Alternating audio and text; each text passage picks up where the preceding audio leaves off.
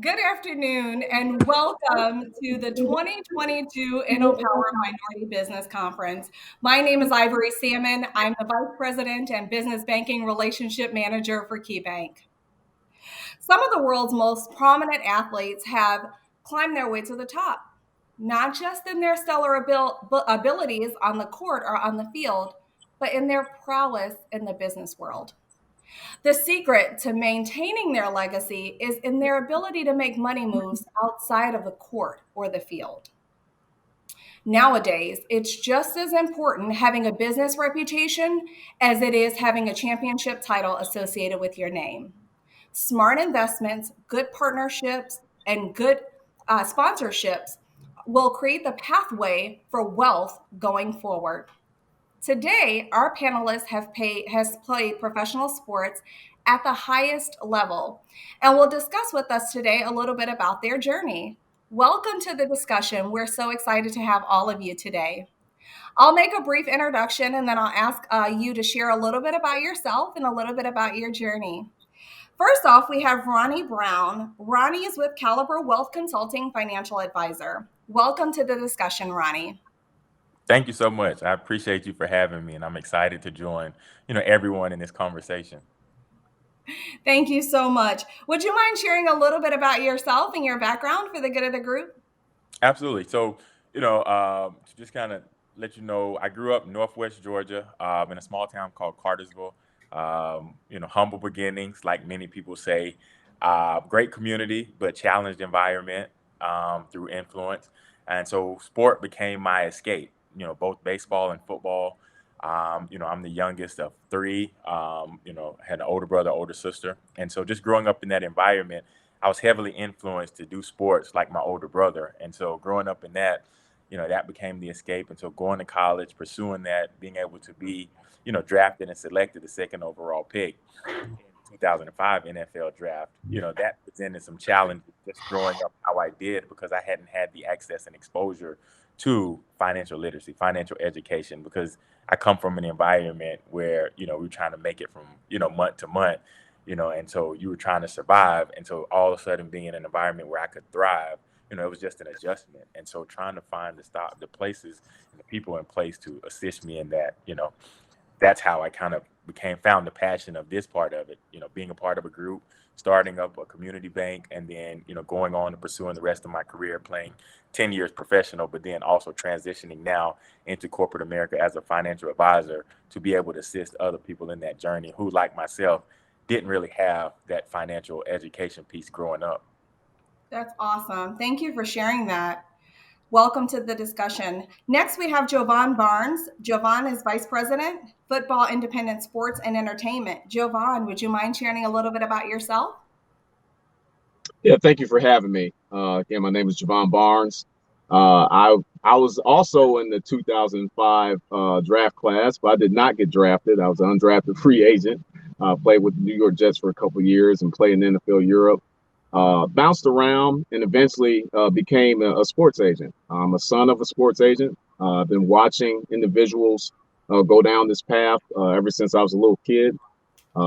I just want to empower young men with knowledge, and I watch one of the best do it for a number of and doing it the right way and doing it with integrity. It goes a long way, and just want to make sure I'm a blessing to the people that I impact. That's really important. I'm glad you mentioned that. And that's okay. It doesn't matter how you made it, it matters that you made it, right? So that's very good. Thank you for sharing. Next, we have Walter Steiff, Morgan Stanley Wealth Management Financial Advisor. Walter, welcome to the discussion. It's so good to have you. Can you tell us a little bit about yourself? Yes, thank you, Ivory. Thanks for having me as well. Glad to be here. Glad to be amongst such an esteemed panel of former athletes now really doing wonderful things in the business of sports. I'm Walter Stith. I'm a financial advisor with Morgan Stanley Wealth Management in Atlanta. I'm a part of our firm's global sports and entertainment division. Myself, like the others on this panel, was a former professional athlete. Played in the NFL with the Browns and the Bills, and also played professional basketball in the ABA. And got my start in this career as an intern with the NFL internship program. And because coming out, I didn't have a financial advisor. Like Javon, I was also undrafted, so I wasn't courted by advisors. So I decided that if I didn't have an advisor, I'd go be an advisor. So, looking forward to sharing more of my story on this panel. We look forward to hearing it. Thank you so much.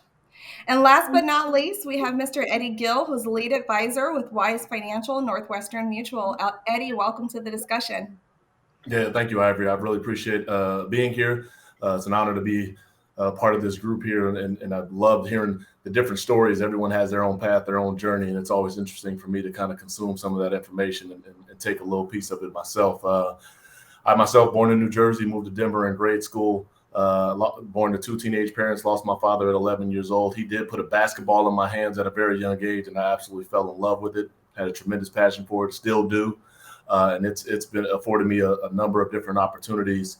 And during my playing career, which lasted 12 years, 7 of those years in the NBA, I also played all over the world. Actually, I tell people I chased the basketball all over the world before I discontinued my playing career in 2012. And within my playing career, developed a passion and an interest in this industry due to making my own mistakes, having my own successes in financial capacity, seeing other guys have their own successes and failures in a financial capacity, and just figured out how can I be a resource for that. And before you know it, I'm sitting for my Series 7, Series 66 in life and health in my mid-30s. So I'm happy that part is behind me, as I'm now 8 years in the business, and things have been going well. But again, to Javon's point, just looking to be a resource and be able to provide some access and education to those who, to some degree, are boxed out of this discussion and some of these tools and resources that are out there for folks. So once again, thank you for having me, and it's just a pleasure.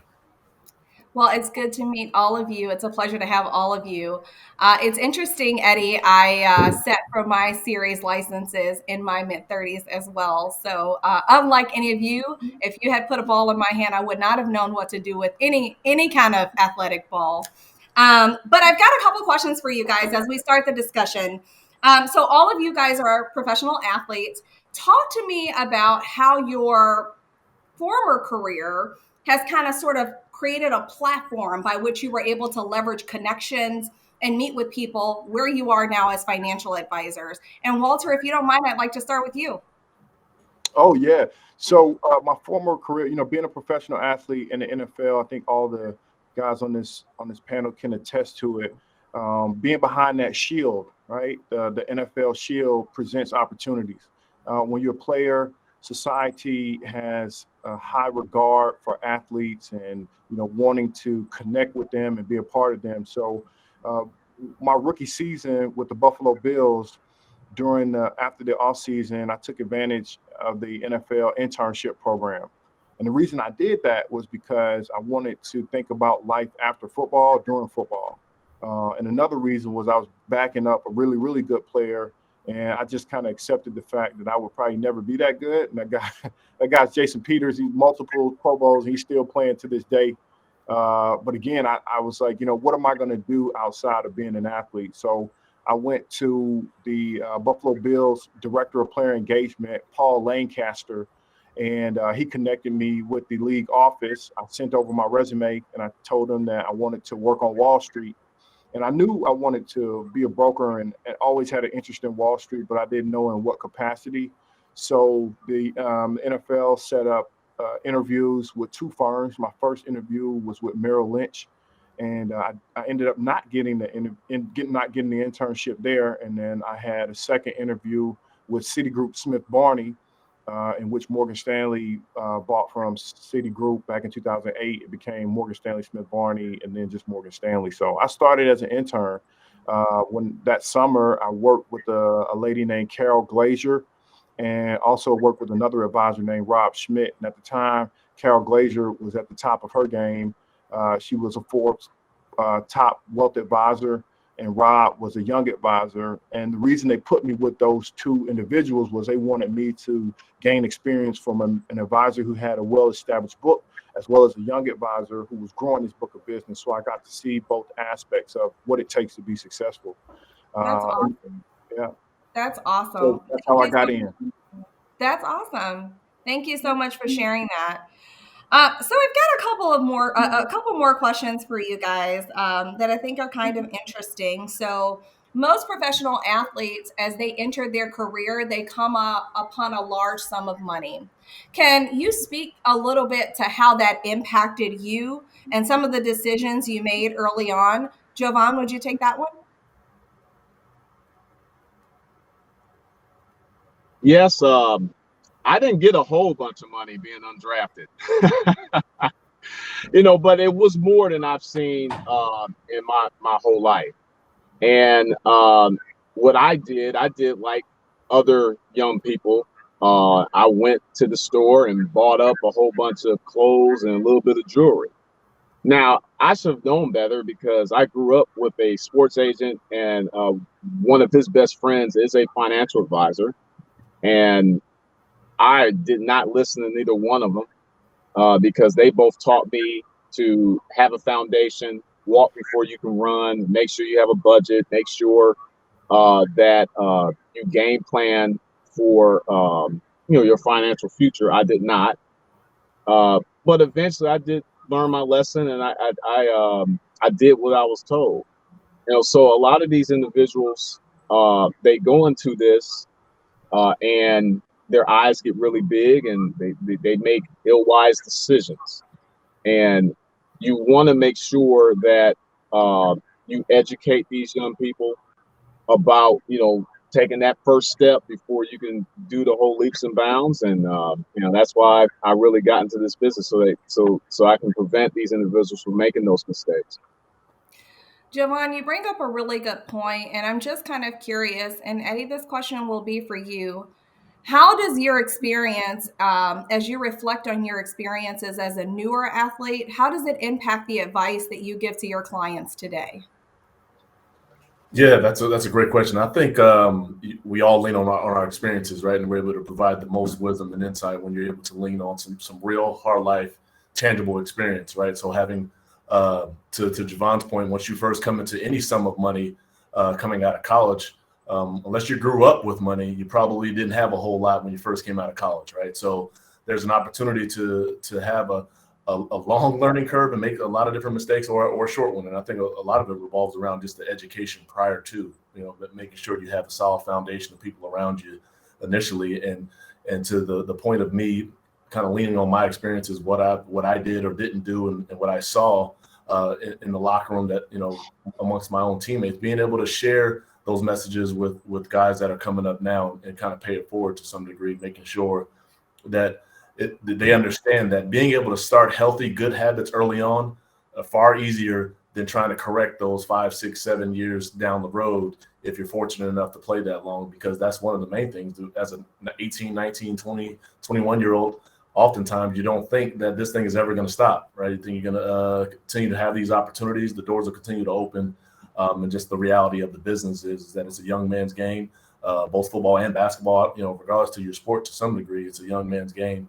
Or women's game in that respect as well. So just making sure you understand that being able to start some good, healthy habits early on, I think are tried and true, and it's prudent exercises throughout your entire process. I appreciate that. I think it's interesting that you say that the train comes to an end, right? So what I admire about the folks on this call is you have figured out a way to allow that train to continue to truck along, and you figured out an opportunity to pay back and pay it forward to the people who will come after you. So I commend all of you for that. Ronnie, this question is for you. What are some of the biggest mistakes you see with people you work with today that you wish if they could see their 20-year-old self, 20 years in the future self, some advice that you could maybe impart to them? Yeah, I think the biggest thing is the misunderstanding and the misconception of when you become a professional athlete, in any regard. Like Eddie said, you get that large sum of money, or like Javon said, when you get that large sum of money, because it comes so early, and becoming like myself as an early round pick, and you get access to that, you feel like, oh man, I feel as good as I've ever felt. I'm earlier in my career, so when the next one comes along, it should be even more. And so, because of the lack of education, the lack of information, you assume and you start spending for so many guys money that you haven't even gotten yet. And so trying to have those basic conversations of education, which aren't shiny, because you're not telling them to do, like Javon said, a whole bunch of exciting things, going out and buy a lot of things that you always aspire to get when you have the money to be able to do those things. And so just trying to nail down and get them to understand the next few can affect the next 40. And so trying to get them to understand is like, hey man, the habits and the foundation that you laid now, that's what you're going to build the rest of your financial lifestyle on, and early on. So just trying to get them to understand that. And so many guys, just because you come from environments where you don't know, unfortunately, for a lot of athletes, we're loyal, but a lot of times that loyalty is to a fault. And so we may attach our wagon to some of the wrong people because, I shared the story of when I was choosing individuals to work with, I didn't know what questions to ask. I really was just doing personality assessments because I had never been around anybody. So I don't even know what a financial advisor was supposed to do. I don't know, the role that he was supposed to play in teaching me, educating me. And so, luckily I was able to overcome a lot of that ignorance when it came to not knowing by asking questions and really just looking and trying to find out through experience. Like Eddie said, watching other guys, the do's, the don'ts, seeing how some guys messed up, some guys, got affected by the people they were around and got Yeah. taken advantage of, unfortunately. And so, I think the thing is, the people being able to read people is probably one of the best things. I guess like the best bit of advice I would give a lot of the young guys, and just asking questions and being involved because so many bad people, so many people doing this encourage guys. Well, just let me do it for you, and so a lot of guys fall into that trap. Yeah, that's true. And I'm glad you bring that up. And the other thing you brought up too is just asking questions, like humbling yourself to say, I don't know the answer, or just to be interested, keenly interested in other people and what moves them, what motivates them, right? Because we're all motivated by different things. So just kind of curious, and either one of you guys can chime in as you think about some of the pitfalls. So some of the challenges moving out of your athletic career into the business world. What has been the biggest challenges that you've seen? I'll jump in. Do you want to Yeah, I'll jump in real quick, I'll be brief. I think the one of the biggest ones, and I think this is regardless of industry, and I recognize this now that I'm in this industry that I'm in now. A lot of the issues aren't just relegated to athletes, right? Some of these issues are they cross a variety of sectors and industries. But if you, in regards to that, it's just, for example, a rookie comes in and he sees a 10-year vet living some sort of lifestyle or have some sort of kind of way about them, whether it's cars, whether it's vehicles, whether it's homes, whether it's the clothes they buy, whether it's the dinners, whatever it may be, how they travel, all these types of things. I've seen rookies come in the league and they try to go live that lifestyle right out the gate. And that's one of the biggest mistakes I think we can do. And I've seen it again. I mentioned it's across all sorts of industries. When someone is younger in their path and they start a really aggressive spending habit, regardless to what it may be, it's just that. It's a habit that oftentimes is hard to break. So when younger guys, once I was the vet in any particular locker room and I saw younger guys come in trying to emulate some 7, 8, 9, 10-year vet, first of all, not everybody gets to those 10 years in any respective league, and you got to understand that. So that was one of the biggest pieces of encouragement and advice I could give to guys. The same thing I do now to the professional athletes that we work with is just, as you start out with, let's make sure we have sound, fundamental decisions when we first start out. If you get to that second and third contract now, you can start doing some other things once you have a fundamental base. That doesn't mean you don't get to treat yourself every once in a while. Don't get me wrong. You want to really be able to experience and understand the work that you put in is worth treating yourself. But there's a degree to that and there's levels to that. So that's probably the biggest thing, is just not try to live like that 10, 11, 12-year vet. Yeah. And I piggyback on that, like just kind of, because it's usually the individual with the worst spending habits in a locker room setting has the most influence over the younger guys. And unfortunately, you come in, you see those things. And unlike any other corporate structure that Eddie was talking about, is only in the locker room is it where you come in as a rookie making the league minimum that you may be having a locker next to a guy who's making 10, 20, 30 million dollars. And so you pick up on some of the things that he's doing as society tells you you need some of these things because you are a professional athlete. That's right. And I'll just share candidly too, just because I come also from humble beginnings, one of the biggest things I learned as I went into the financial advisory role is what wealth really looks like. It's what we see on TV and what wealth really looks like.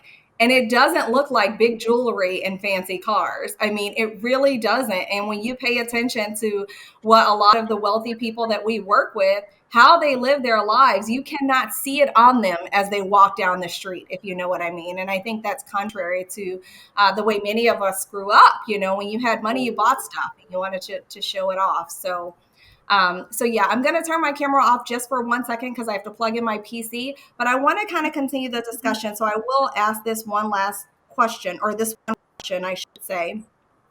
Who has been most influential to you in your professional career post athletic career? So what you're doing now, who's been the most influential to you? And then Jovan, I'll get that one to you. Well, obviously, it would be my father. I chose the same profession as him. He's been a sports agent for 30 years, represented 8 Hall of Famers, or co-represented 8 Hall of Famers. He's negotiated about $2 billion dollars worth of contracts, and just watching him and watching how he does things, he's very thoughtful and patient, and he advised his clients to keep the main thing, because in today's society, everybody wants to venture off and do a whole bunch of different things that they're not ready for. And I've always watched him educate these young men about being ready and being prepared for this roller coaster that you're going to go into being a professional athlete. But it takes time, and you got to have some hard discussions. And watching him doing it at a high level for so many years, I always wanted to be like him, and obviously better than him. He taught me to try to be better than him, so I try to take my craft seriously, study, and make sure I cross T's and dot I's when I'm impacting these young people. That's very, very important. I'm glad you shared that. Is there anyone else who would like to add to that? Yeah, I'll add. So when I got to Morgan Stanley, and since this is a minority business conference, I'll share my story, what it's like being a minority and finding someone of influence that I could look up to. So like my very first day at Morgan Stanley, I walked around the office and I tried to find someone that looked like me. And it was hard to find, but there was one other brother here. His name's Jason Pace, and he was an advisor. When you start out in wealth management, many times if you don't have a family member or an uncle or something that you can come right into their team, you start out on your own. And so I started out on my own, but I was able to connect with Jason, who had been working with athletes for several years, and eventually became team members with him, as well as our senior partner, Graham Roberts, who has been in the business over 30 years. And they've been really influential in coaching me and teaching me about the business of, one, being an advisor, two, working with professional athletes, coaches, and entertainers. And I've been able to learn so much from them, from their experience. But outside of that, it's been my family, my wife and my kids, who have been a real big source of encouragement to, influence me to continue to be an advisor, because it's not an easy career. Many people that come into it fail out and don't make it past 3 years. And to be here still at 10 years is a testament to the hard work and dedication that I put in. And I'm just thankful for, my team as well as my family for the support that they've given me to get to this point that I'm in my career. Thank you so much for sharing that, Walter. I mentor people all over our territory, and one of the things that I encourage people to do is to make what I call crazy, courageous connections. So just go out there, go onto LinkedIn, make crazy, courageous connections with people who are in the industry, who are doing the kind of work you want to do, who are excelling in whatever it is that you're looking to get into, and find out what their pitfalls are so you can hopefully avoid them. And then you make friends along the way and make connections along the way. So that is something that I've always lived by. So it's really inspirational to hear that there have been people in your lives, all of your lives, that have come in and to support you. And then just finally, I want to take a moment to thank you. I want to be mindful of everyone's time today, especially given the technical difficulties. It has been an honor and a privilege to meet each and every one of you. I truly appreciate the work you're doing and paying it forward, and taking the time to share a bit about your experiences with us today. Are there any final words that you guys would like to add before we disconnect the call? I'd like to just, thank you again for allowing me, to share this platform. I want to thank all the other gentlemen on the shared as panelists. Um, you know, thank them for their influence, what they're doing in our communities with the people, with athletes in particular, because that's what we're talking about.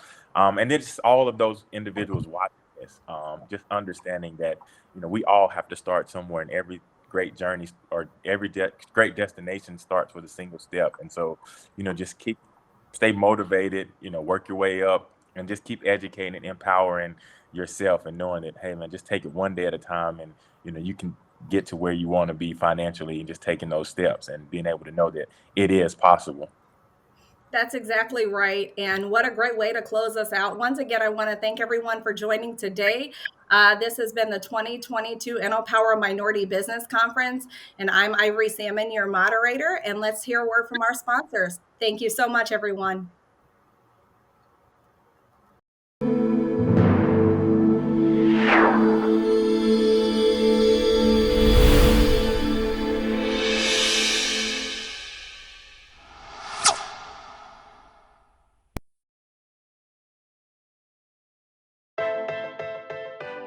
Allies make statements, accomplices take action. Indie Accompliship is all about bringing metrics and accountability to your corporate social responsibility. Indie Accompliship is a 4-part pledge focused on the workplace, the workforce, the marketplace, and the community. When you think about the employees you already have in your environment, how are you treating them? How many Black employees do you have in director level or higher? When you think about the workplace, how are you attracting and retaining new talent? How many Black people are serving on your boards? When you think about the marketplace, how much is your supplier diversity spending with Black businesses? And how easy is it for them to work with you? And when you think about the community, what are you doing beyond cutting checks? That's what Indie Accompliship is. How do we work together to make sure that there's a good head, heart, and hands campaign for your corporate responsibility and diversity and inclusion strategies?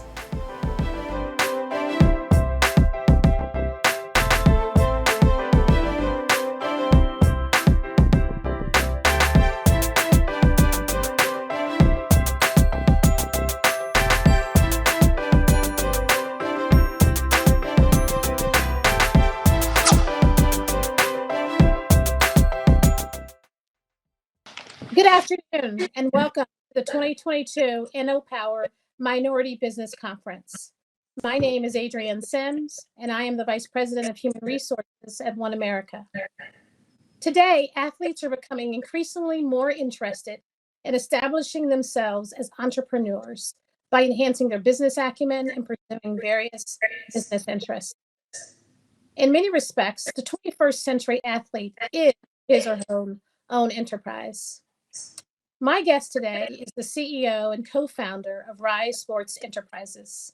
Please welcome Michael Lito. Thank you so much, Adrian. I appreciate that, and look forward to having a great conversation. Great. Thank you for joining us.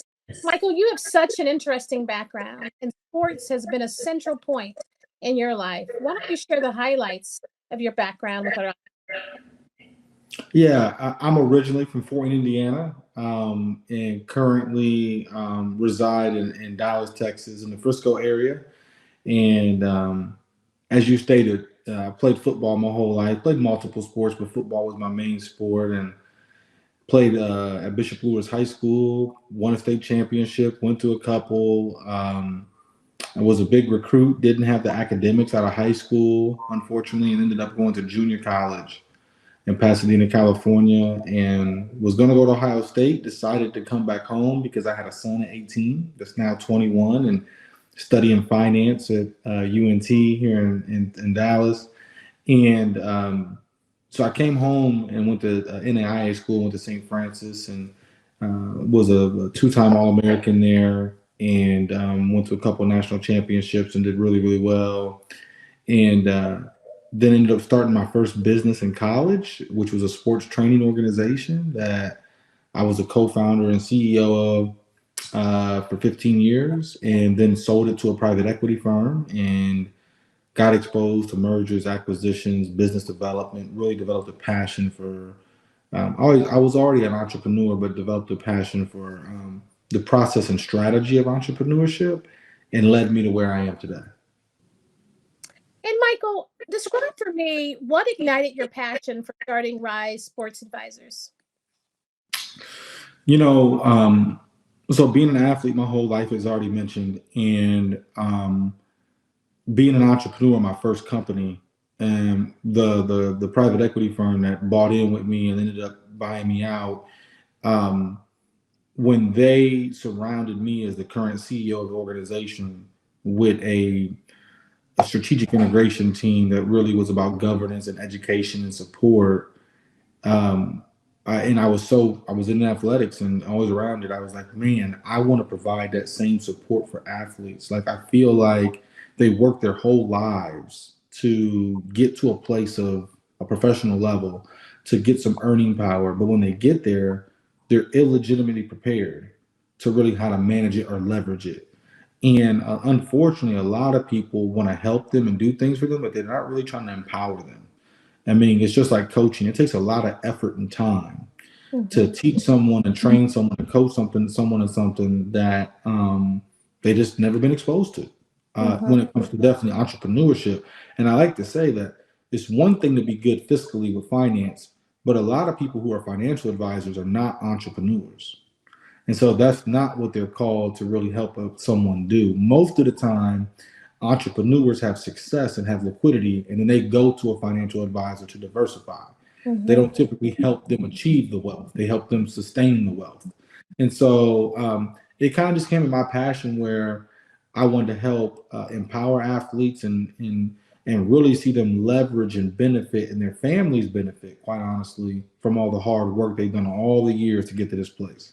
Yeah, that's great. How about your uncle who was in this space? What role did he play in igniting your passion?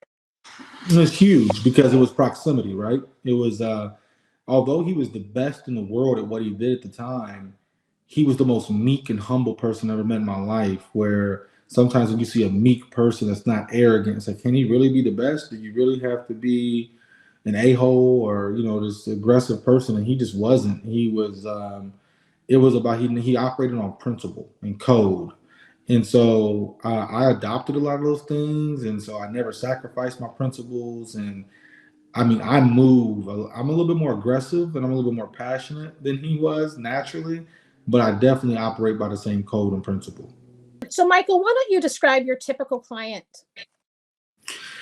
Yeah, my typical client is someone who either has excelled at a top draft pick, maybe a top 100 draft pick out of college, going to, let's just use the NFL, for example, although we work with MLB or NBA, but the majority of our clients are NFL, so we'll use that example. They're a top 100 draft pick, or there's someone who's already a currently starter or all pro or Pro Bowl player in the league. And so that, I think, fundamentally is first, like, what's their earning potential? Truthfully saying, like, the more earning potential you have, the more we can do entrepreneurially. When you don't have a high earning power, it limits what we can usually do to leverage what we've developed. So I think that's one, economically. That's the economic criteria. There's a character criteria of someone who embraces accountability and also has a curiosity to learn and a true desire of entrepreneurship. so that we can coach and educate and develop them throughout that process, and then create a system of accountability, not just for them, not just for other providers that work with them, but ourselves as well. And so that's a process. And then, someone who comes from a good background and has a good supportive family, and that thing. So those are all the kind of the criteria that we look for. That's great. And what kind of services does your firm provide? So we're a multifamily office that is designed for the athlete entrepreneur. It's our niche. We serve the athlete entrepreneur, which is probably like a 10% of the population, but it is growing, as you stated, as we the interest and the mindset is changing, which is good for them and good for us. But what we provide is we have a holistic global approach to the athlete. So just like, the Walden family that owns Walmart has their own family office, we provide a family office that is designed uniquely for the athlete. So we will provide consulting for them, almost like a management consulting firm that helps them develop a strategy to achieve their legacy strategy.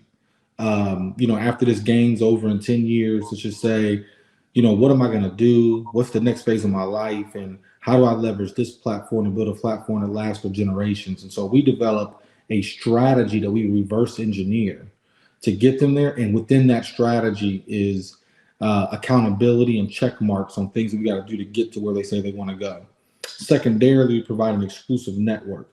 We have developed an exclusive network of advisors that come from private equity, venture capital, real estate, that not only advise our firm and our clients and mentor them, but they provide unique deal flow to investments and ownership opportunities. And so that's a real big niche and differentiator for us. And then thirdly, we provide CFO solutions. Many athletes put all their eggs in one basket as far as a financial advisor, an accountant, or whatever it may be.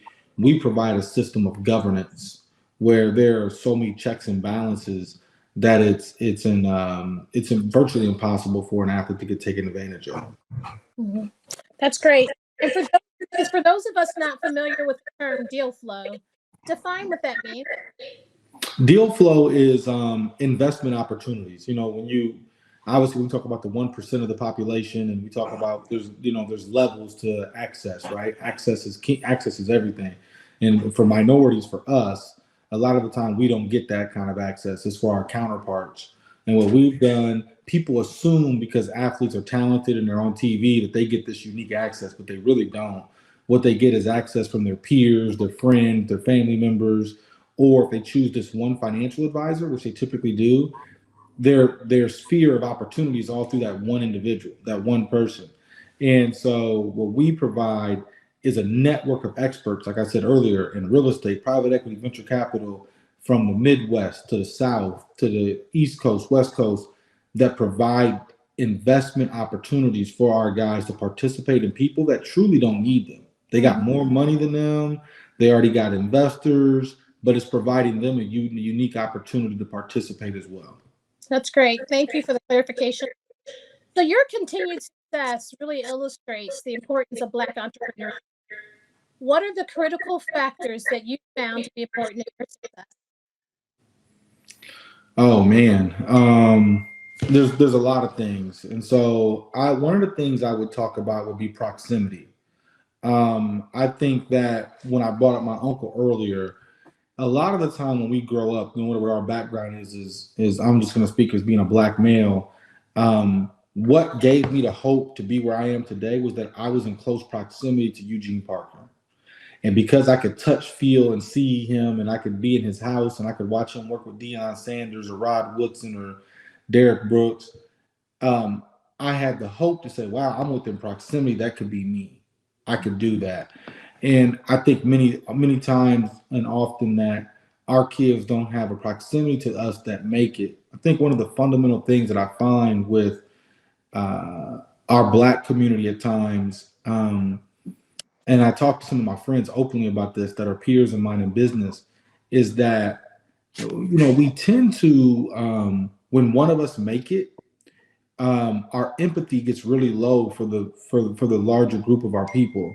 It's kind of like, not everybody's designed the same way. Not everybody has the same mental strength or determination or whatever. And so we tend to, look at some of our people. Why are they making it? Why are they making it? So one of the things I do when I go back home or I go places, I drive through the hood or whatever. And I look at the kids that are in that environment and I say, man, I think about how difficult it was for me to make it. Imagine how hard it is for them to make it.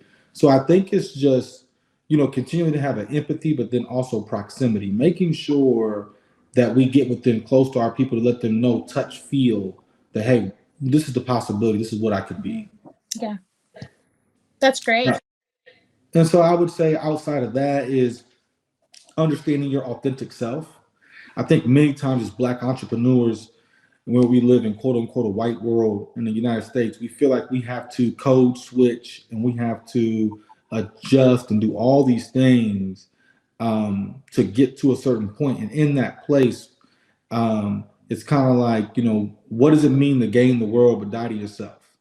Right. And so really, I think when you get to a place when you understand who you are, what you are, and where you come from, right, you can walk in a boldness in your gift. And so I think that, really knowing that authentic self is really important as well. And then I think financial acumen and business acumen. I think fundamentally for a lot of minorities and Blacks is that we're extremely creative because we have to be. And you look at us like, whether we're art, musicians, athletes, we're just creative. But I think the challenge, the big challenge usually for us is we haven't been taught the systems and processes and the language of business and knowing acumen. And so one of the things we do with our athletes is it's no different than if you go to the hood. You go to a hood and you don't know the hood and you don't know the language. You ain't gonna survive real long, right? You gotta be able to adapt. It's the same thing in the business world. There's a business language, and I think many times our people are intimidated by that language and that lack of familiarity to it. So when you just teach them the basics and the fundamentals and the ABCs, they already have the intellect to pick it up once they understand what's being said and what's going on. That's great. That's powerful. I mean, I think these messages around proximity to Black excellence, being your authentic self, and the importance of financial acumen, those are so important and so critical, obviously, to your success and to many people's success. So thank you for sharing that with me. Any final closing comments that you would share with those watching, whether they're aspiring athletes or other aspiring to be entrepreneurs? Yeah, I think that mentorship is just critical. I mean, I really think that finding people who don't need anything from you, don't benefit from you, but can just share honest and open opportunity about what, I always tell guys, always ask people that you're looking to, ask them the 3 things that made you successful and the 3 things that you failed doing. Mm-hmm. And just really learn from that. So I think fundamentally, just getting some unbiased mentorship and guidance can take you a long way. So yes, you don't have to just bump your head and figure everything out on your own. That's great. Great guidance and great information. Well, thank you, Michael, for joining us today. I really appreciate your commitment to this topic and your commitment to helping develop future entrepreneurs and sports athletes. I'm sure all of these insights discussed today will provide valuable insight to anyone in the audience today. So in closing, I just want to say thank you, and thank you to InnoPower for allowing us the opportunity to share these insights today. Yes, I'm honored to be on here. Thank you for allowing me to share my story and what I do, and it's a pleasure to get to know you, and also a big huge thanks to my good friend Emil Ekiar Sr. for also inviting me in his vision for InnoPower. All right, great. All right, let's hear from one of our sponsors.